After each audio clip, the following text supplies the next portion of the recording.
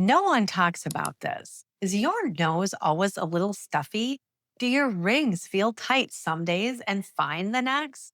Little skin tags showing up out of nowhere?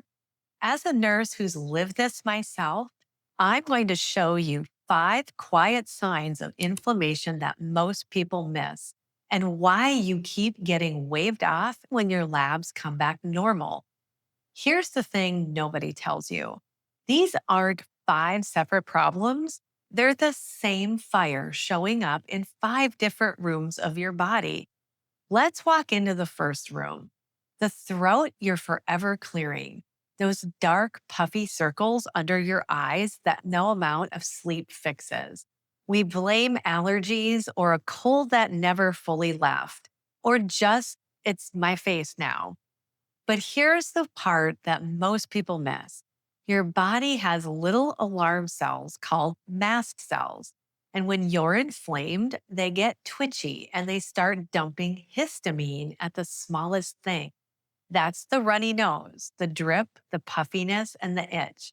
If you have an autoimmune condition, your mast cells are often already on a hair trigger.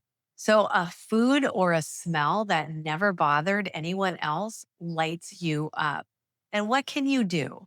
2 things. Start lowering your load of high histamine and inflammatory foods.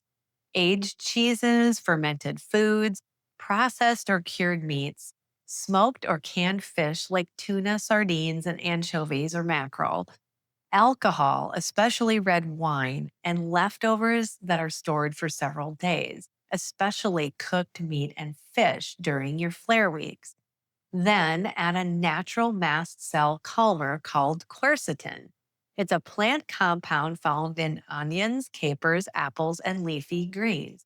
And for a lot of people, eating more of those or taking a quercetin supplement takes the edge off that constant low grade stuffiness.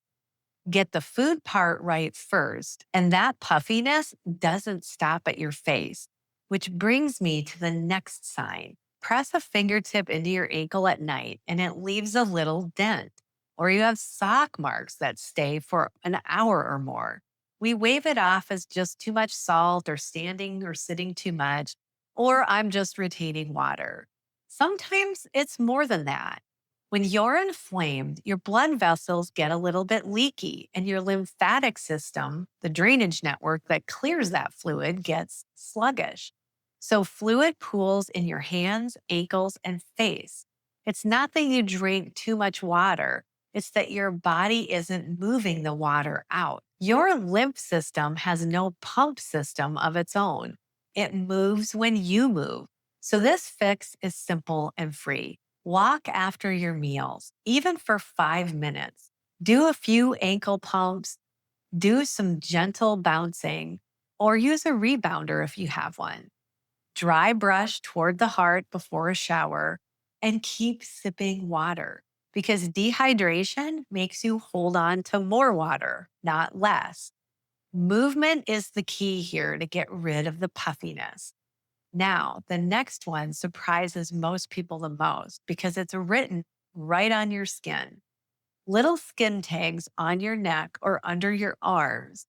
Tiny red dots like somebody touched you with a red pen called cherry angiomas, or rough, bumpy chicken skin on the back of your arms. We treat these as cosmetic and it's just skin stuff. But your skin is a billboard for what's happening on the inside of your body. Skin tags, in particular, tend to show up when your blood sugar and insulin are running high. And high insulin is a quiet driver of inflammation. That rough, bumpy skin can point to inflammation and a shortage of the good fats that your skin needs. Your body is posting a status update, and most of us walk right past it. So here's a step that helps the whole picture. Change the order in which you eat your food. Start with the veggies and the protein first, and save the bread or rice for last or even later in the day. Add a little vinegar or squeeze a little bit of lemon but on it before you eat. These 2 tiny habits soften the blood sugar spike that feeds the skin issues. This is exactly the kind of small, doable swap that I put in my free autoimmune relief and energy workbook. And that's linked in the description below. So you're not trying to hold it all in your head right now. Notice the pattern yet? Stuffy nose, puffy hands, and now your skin. Three different rooms with the same fire. Two more whispers to go. Do your gums bleed a little when you brush your teeth or floss? Do you keep getting those painful little canker sores inside your mouth? We think, I need to floss more, or I must have bitten my cheek or eaten something too hot. But your mouth is a doorway. When your gums are inflamed, those bacteria and inflammatory signals don't just stay put. They get into your bloodstream and stir up inflammation all over your body. Mouth ulcers that keep coming back can be your body flagging an autoimmune process or a gut or nutrient issue underneath. This is one that I watch closely in my own mouth because for me, it's an early flare signal. When the canker sores show up, I know I've been pushing myself way too hard. Taking care of your mouth is taking care of your inflammation.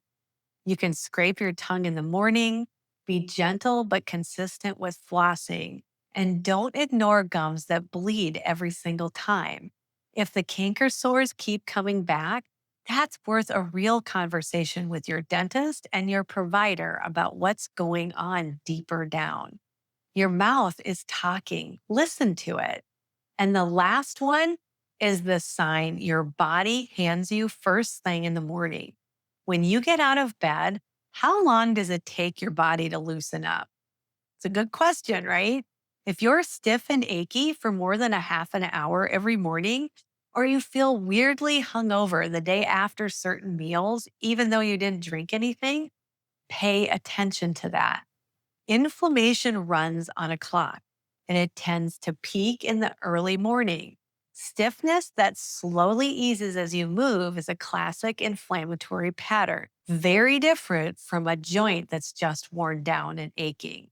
That food hangover, heavy, foggy, achy after eating, is your body reacting to something on the plate. For a lot of us, a big piece of that is the balance of fats we're eating. Here's the flip that helped me.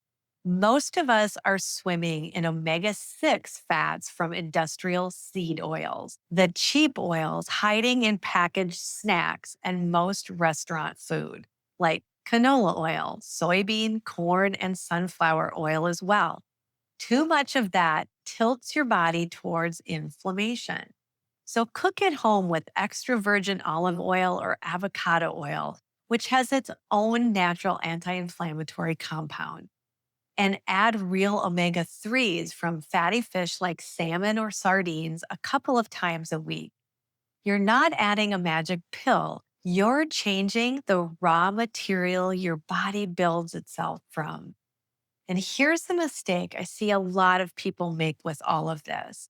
They hear the word inflammation, they run out and buy one turmeric supplement and expect it to fix everything. When it doesn't, they feel like they've failed again. But this was never about one magic bullet. It's about the whole pattern. Five quiet signs and one root cause, and a lot of small doors that you can walk through.